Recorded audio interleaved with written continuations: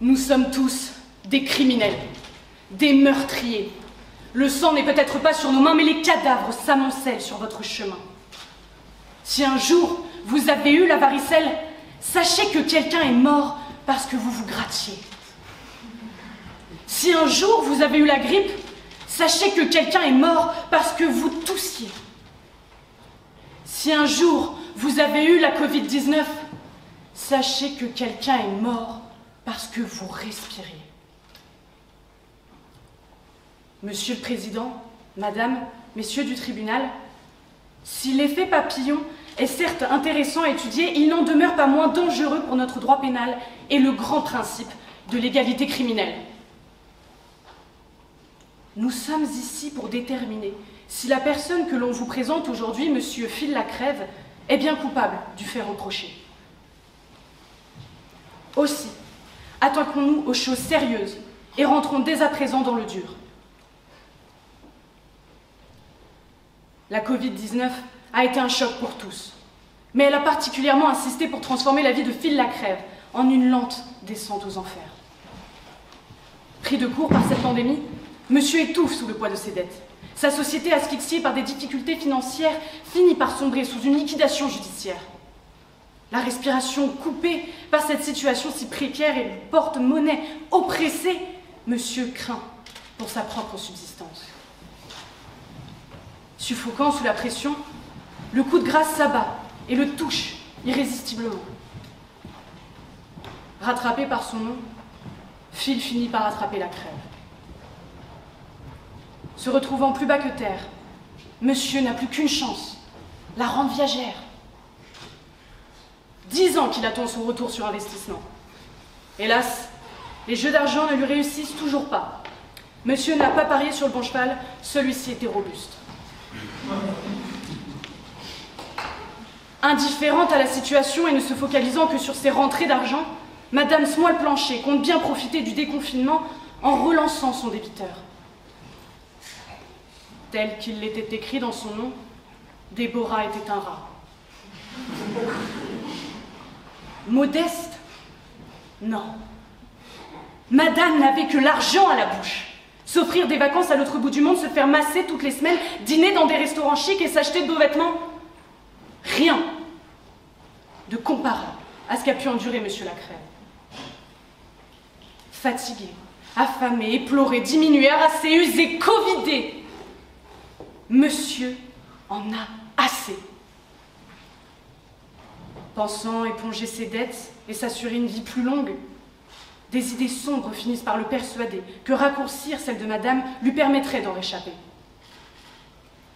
Tant bien que mal, il parvient chez elle et s'essaye à la transmission. Une semaine plus tard, Déborah Smoile-Plancher quitte les planches en tirant une dernière fois sa révérence. Sous la lumière des projecteurs, c'est finalement celle du Seigneur qu'elle ira rejoindre. C'est ici qu'un nouvel acte commence. Madame la procureure entre en scène et pense nous asséner le coup fatal à coup de code pénal.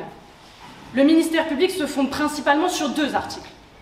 D'abord l'article 221.1 du code pénal qui incrimine le meurtre comme le fait de donner volontairement la mort à autrui, et 221.3 qui l'incrimine avec préméditation.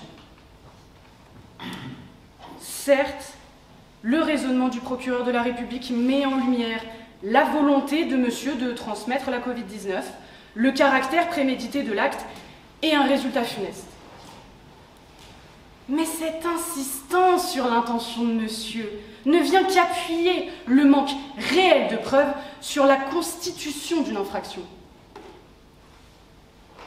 D'accord, je vous laisse l'élément moral. Vous vous êtes si vivement empressé à nous le livrer. Mais qui a déjà vu une infraction pénale constituée sans élément matériel?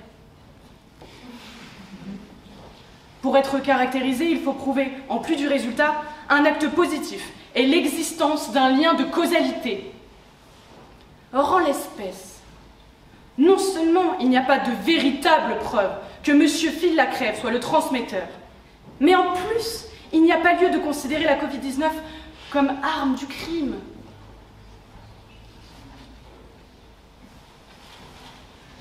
Nous sommes en guerre. En guerre sanitaire, certes, nous ne luttons ni contre une autre armée, ni contre une autre nation, mais l'ennemi est là. Invisible, insaisissable, qui progresse. Monsieur le Président, Madame, Messieurs du tribunal, Messieurs de la Cour, n'ayez crainte. Le coronavirus n'est ni une arme à feu, ni une arme blanche. L'Organisation mondiale de la santé le définit comme une maladie infectieuse due au virus SARS-CoV-2. Apparemment, il représente aussi un excellent moyen de gagner au Scrabble. La majorité des personnes infectées par le virus présentent une maladie respiratoire d'intensité légère à modérée et se rétablissent sans avoir besoin d'un traitement particulier. Certaines, cependant, tombent gravement malades et ont besoin de soins médicaux. Les personnes âgées, celles qui ont un problème médical sous-jacent, tel qu'une maladie cardiovasculaire, un diabète, une maladie respiratoire chronique ou un cancer, ont plus de risques de présenter une forme grave, voire, dans de très rares cas, mourir. Sachez que nous sommes des centaines, des milliers, des millions sur cette terre à l'avoir eu, et peut-être même les 3/4 de cette assemblée. Et pourtant, personne, à part Madame la procureure, n'est ici ce soir pour le reprocher à Monsieur Lacrève. Autoriser la condamnation d'un individu qui aurait transmis un virus. À ce moment-là, condamnez-nous tous. Madame la procureure aurait pu vous citer des jurisprudences qui incriminent la transmission volontaire de maladies, comme dans le cas du VIH ou de l'hépatite C. Mais même là, l'accusation portait sur l'empoisonnement et la culpabilité se fondait sur l'administration de substances nuisibles avec préméditation. Aussi, l'on pourrait se demander si le ministère public a bien choisi son fondement juridique. Cependant, ces maladies sont chroniques et graves. Sans traitement, elles entraînent à coup sûr la mort. Or, il n'y a qu'1% de chance, ou de malchance, de mourir du Covid lorsqu'on est en pleine santé, et seulement 8 à 11% lorsqu'on est une personne âgée. Dès lors, la Covid-19 n'étant pas une substance létale, elle ne caractérise ni l'empoisonnement, ni l'arme du crime d'un meurtre. Ainsi, la transmission du coronavirus ne constitue pas un acte positif de nature à objectivement entraîner la mort. Monsieur le Président, Madame, Messieurs de la Cour, il convient désormais de vérifier s'il existe un lien solide entre la présence du Covid et le décès de Madame une semaine après. Une semaine plus tard, la vieillarde se sent faiblir.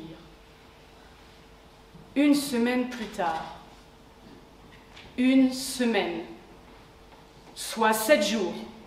Oui, je vous rassure, je sais compter. En revanche, il semblerait que ça ne soit pas le cas du ministère public. Si en droit, la rigueur est de mise, c'est bien ici qu'il faut conduire une fine analyse. La période d'incubation du coronavirus est de 3 à 5 jours.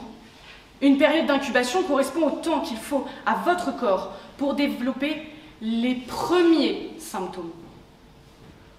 Or, c'est seulement une semaine après la visite de monsieur que Madame commence à développer les premiers symptômes. Une semaine plus tard, une semaine, soit 7 jours.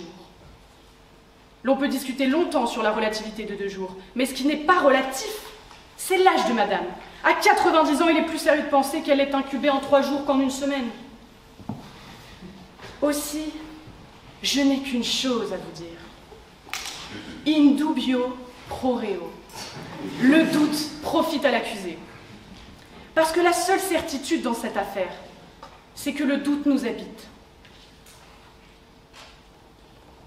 Madame a continué à avoir une vie sociale normale.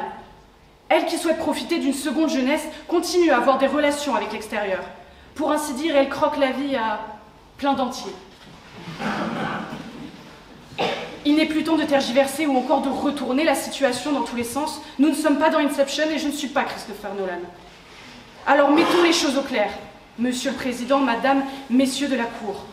Sans réelle arme du crime, ni lien de causalité, comment pouvons-nous constituer l'élément matériel?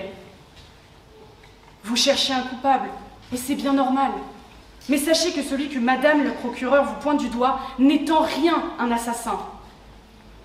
C'est pourquoi je demande l'acquittement de Phil Lacrève au sens de l'article 363 du Code de procédure pénale. Nous sommes tous des héros, des sauveurs. La récompense fut-elle absente, le résultat lui demeure. Si un jour vous avez eu un réflexe, sachez que quelqu'un n'a pas été hospitalisé. Si un jour vous avez eu les mots justes, sachez que la fenêtre est restée fermée. Si un jour vous avez pris la bonne décision, sachez que quelqu'un a échappé à la prison.